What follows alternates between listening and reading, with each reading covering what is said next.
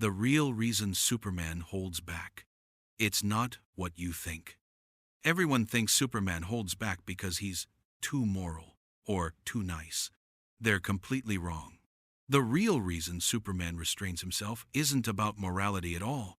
It's about something much darker, and it changes everything you think you know about the Man of Steel.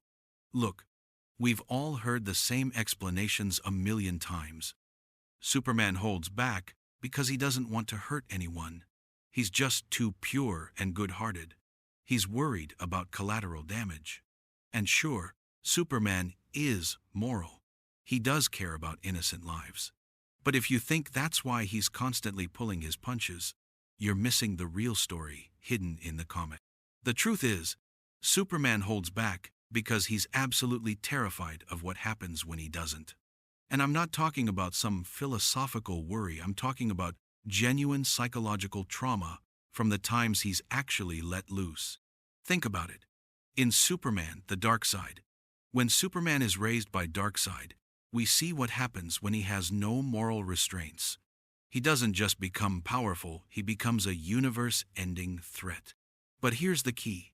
Even in main continuity, Superman has experienced moments where he lost control, and the psychological aftermath haunts him. In Superman #75, when Doomsday killed him, Superman went all out for the first time in years. The sheer destruction was catastrophic.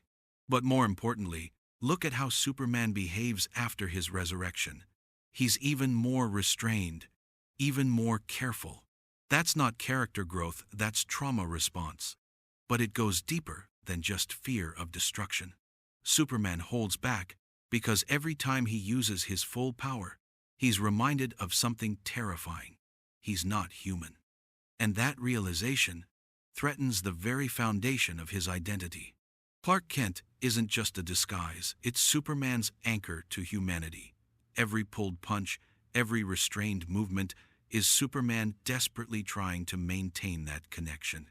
When he goes full power, when he really cuts loose, he experiences what it feels like to be truly Kryptonian. And for someone who's built his entire identity around being raised human, that's existentially terrifying. Look at All-Star Superman. When Superman is dying and his powers are increasing exponentially, watch how he becomes more distant, more alien. It's not just the situation, it's that his increasing power is literally pulling him away from his human identity. The comics back this up over and over. In Kingdom Come, older Superman has become more detached, specifically because he's been using more of his power. In Red Sun, Soviet Superman is more ruthless, partly because he never developed the same psychological need to hold back. Even in recent comics, when Superman does let loose, like against Darkseid or Doomsday, watch his behavior afterward. He doesn't celebrate victory. He doesn't feel relieved. He looks disturbed, almost violated by his own power.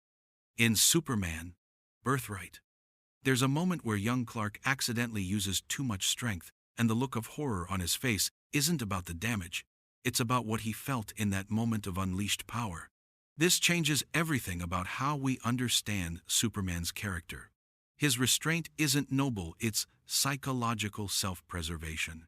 His Boy Scout behavior isn't just morality, it's a coping mechanism. And this makes Superman infinitely more interesting.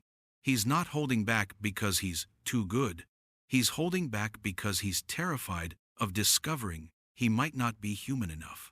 Every day, every fight, every moment of restraint is Superman choosing his humanity over his true nature. But here's the really disturbing question.